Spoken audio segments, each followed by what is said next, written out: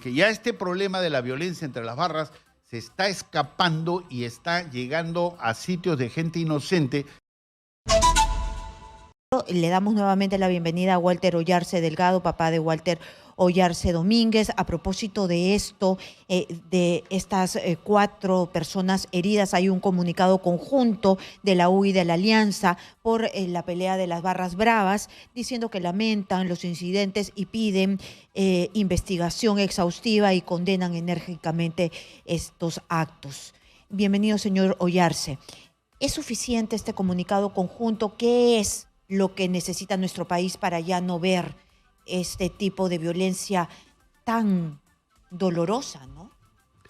Karina, en primer lugar quiero agradecerte la oportunidad que me das para expresar mi opinión frente a estos lamentables hechos, ¿no? Debo comenzar saludando a la gente que nos está viendo y expresándole mi solidaridad a las familias que están sufriendo. Mi solidaridad no está basada solamente en el sentir de ser humano, sino de un ser humano que ha vivido esa desgracia.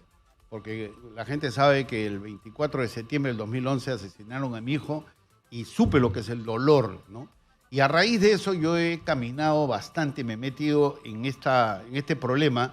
Por eso es que tengo una lectura de alguien con una experiencia dolorosa y piensa en algunas soluciones que espero poderlas compartir ahora. Por eso que, sabiendo que el tiempo de televisión es bastante corto, yo he traído unos papeles para no perder tiempo, porque la memoria a veces falla, ¿no? Y además quiero decir algo, que a partir de esta experiencia dolorosa, usted ha dedicado su vida a dar charlas, a relatar y exitosa y recolectar experiencias para tratar de solucionar, dar apoyo para solucionar este problema.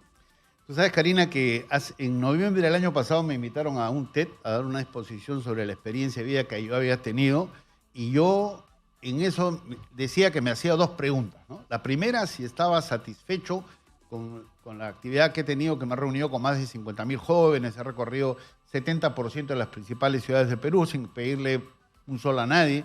Y yo le decía que sí estaba satisfecho y que con que un solo joven haya entendido el mensaje, valía la pena. Y si estaba, digamos,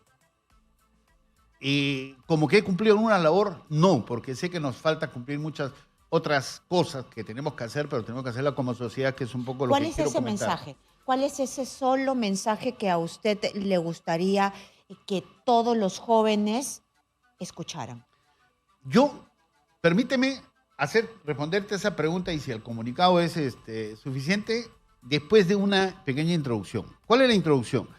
Para poder encontrar soluciones que están basadas en lo que yo te mencionaba, hay que primero conocer bien el problema. ¿De qué estamos hablando? De la violencia. ¿Cuál es la definición de la violencia? La violencia es la energía negativa del amor frustrado. Ese amor que no tienen los jóvenes en miles de hogares, y algunos adultos también, y que salen a buscar ese amor a la calle. En el caso de los jóvenes, encuentran familias alternas en las pandillas o en las barras, y en el caso de los adultos, terminan destruyendo su familia porque constituyen otros hogares. Entonces, ¿y cuál es el problema? ¿Es la violencia en el fútbol? No. Lo que hemos visto y lo que se está viendo es la violencia que tenemos como sociedad, que cuando se manifiesta en el fútbol se hace mucho más notorio, porque el fútbol tiene ese factor que capta la atención. ¿Y por qué capta la atención no solamente en el Perú, sino en el mundo? Porque el fútbol, por lo simple que es, hace que las personas activen durante 90 minutos lo que es el instinto, la emoción, y que deberían ser controladas por la razón, porque el instinto y la emoción podría ser negativo. Un ejemplo de lo que estoy hablando. Yo estaba sentado al costado de Karina y comenzó el movimiento telúrico. Entonces, ¿qué cosa ocurrió ahí? Nuestro instinto se activó. Es el instinto del ser humano de la supervivencia, ¿no? Y viene la emoción, y la emoción hace que tú quieras salir corriendo, salir huyendo. Pero a mí, ¿qué me calmó? Ver que Karina activó la razón, el pensamiento. Y después me dijo, yo no puedo salir corriendo porque estoy frente a cámaras. Yo soy una periodista, amo mi profesión y mi misión es esa. Entonces, lo que tenemos que hacer los seres humanos, tenemos que identificar los instintos, las emociones y la razón y diferenciarla entre las buenas y las malas. Por eso es que el problema ahorita que se está dando en el fútbol y en el Perú en general es que se están activando los instintos y las emociones negativas. Nos están diciendo, el rico ya no va a comer más de tu pobreza. Nos están diciendo que ya no va a haber pobres en un país rico, ¿no? Nos están diciendo que el que tiene el otro color de camiseta es tu enemigo y tienes que odiarlo. No hay ninguna razón que te haga caminar eso. Entonces, eso es lo que tenemos que trabajar. ¿Y cómo lo que tenemos que hacer? Como decía, mire, acá estamos frente a un problema en el que hay jóvenes que se identifican con la camiseta y tienen esa necesidad de odiar a alguien, buscan a jóvenes con otras camisetas, en algunos casos, porque en otros casos puede ser pelea de delincuentes que para distraer se ponen un color de camiseta y terminan, asignando al fútbol este tipo de peleas y enfrentamientos, ¿no? Hoy en día estamos lamentando dos niños que pueden ser tus hijos, pueden ser tus nietos. ¿Y eso qué significa? De que ya este problema de la violencia entre las barras se está escapando y está llegando a sitios de gente inocente que piensa, mañana más tarde puede ser tu hijo o tu nieto. Pero yo lo estaba escuchando y recuerdo que en otros países más desarrollados hay barras furiosas también, que no tienen los problemas que nosotros tenemos como país, como sociedad, de criminalidad, de inestabilidad política. Por eso es que para ellos les resultó un poco más fácil encontrar la solución, porque al no ser una sociedad violenta, ellos eran identificados como violentos, les aplicaron los factores correctivos y hoy en día están más o menos controladas, porque en algunos partidos de los años anteriores se ha visto que ha existido esto. Mira, yo te puedo decir algo, de que las barras son familias alternas, sí. Yo he recorrido el Perú y te puedo decir que hay barras que son dirigidas por líderes positivos y que se preocupan por su gente. Yo nunca me voy a olvidar que cuando llegué a una barra, en este caso era de Alianza Lima, vi que estaban haciendo actividades y ellos me dijeron que estaban haciendo esas actividades porque querían comprar las medicinas para un miembro de su familia. Y ellos decían, nosotros tenemos una frase, si en esta familia uno se enferma, nos enfermamos todos. Imagínate ese ejemplo de solidaridad. Pero cuando las barras son lideradas por gente negativa, ese grupo de jóvenes termina convirtiéndose en un peligro terrible para que termina haciendo daño a gente inocente. ¿Pero cuáles son las soluciones? Puede hacer eso mismo. ¿Quién tiene la solución? Ahí son dos escenarios, mi querida Karina. Exitosa. El primer escenario en el corto plazo es que tiene que haber sanción. Hace varios ya incidentes en los que ha habido muertes, ha habido balaceras. Las autoridades salían a decir, ya están identificados, como lo acabo de escuchar en uno de los medios. Pero no hay ningún sancionado. Y cuando hay impunidad, es terrible.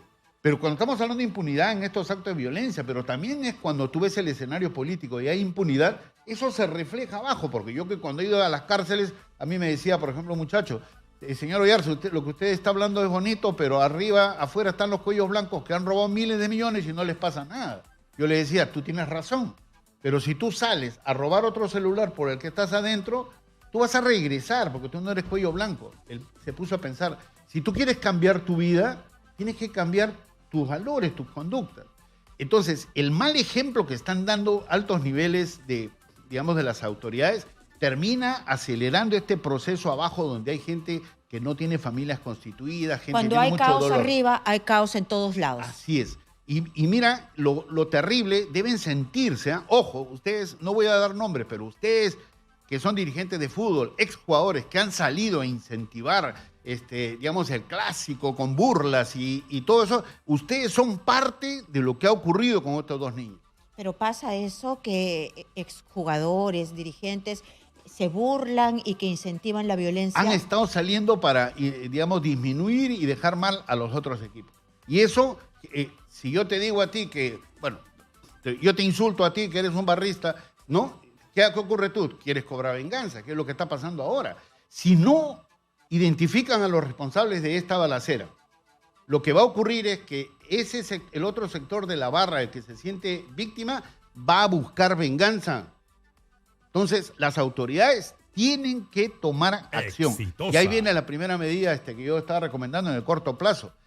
Tiene que haber identificación de los responsables y sanción. Y ahí el periodismo, Karina, ojalá que tú compartas esta idea, el periodismo todos los días debería estar preguntándole a la policía y qué hay de este proceso de investigación. Porque como la policía está, digamos, con un montón de tareas que no las puede hacer bien por un montón de factores, entonces esto lo va a pasar a segundo plano y mañana más tarde vamos a volver a lamentar otra muerte y que podría ser un pariente tuyo. Señor a mediano Ollarse, plazo. los clubes no tenían enlistados, empadronados a todos los barristas. ¿No se supone que ellos saben quiénes son? Ahí viene el trabajo que te decía de mediano plazo, que es el que estaba hablando.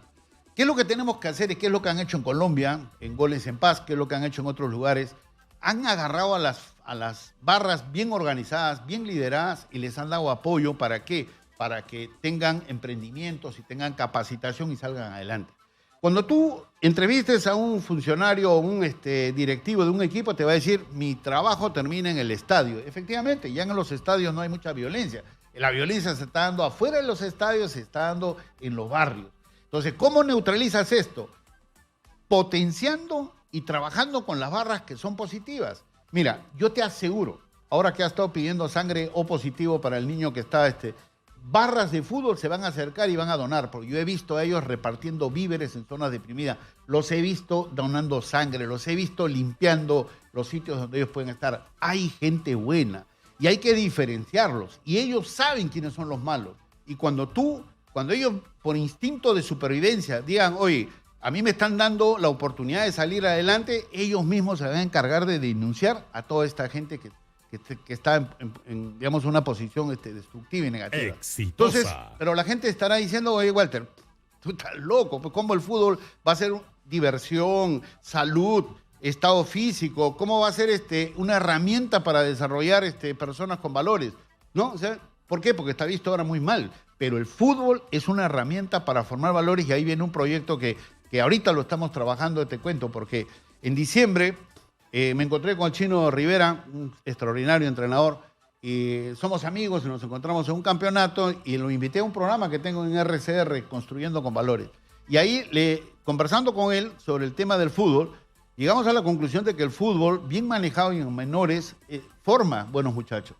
Lo volví a invitar a otro programa porque nos quedamos cortos y en el segundo programa, Gustavo Figueroa me dice, Walter, pero estamos igual que el común de la gente en los Saique, tenemos que hacer algo.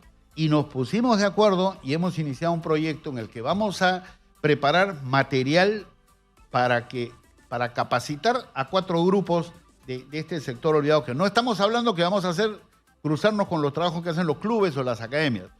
Vamos a preparar material para capacitar a aquellos jóvenes que hacen de entrenadores en los cerros, en los parques, porque tiene ahí fundamentos técnicos de acuerdo a las edades. Vamos a preparar material para que los padres entiendan que tienen que cambiar su actitud y contribuir en la formación de sus hijos. Vamos a preparar material para los gestores, para que organicen los campeonatos y que sean campeonatos donde se priorice y se premie el tema de los valores. Y preparar información a los niños para que se den cuenta de que las buenas conductas son las que lo van a llevar al éxito.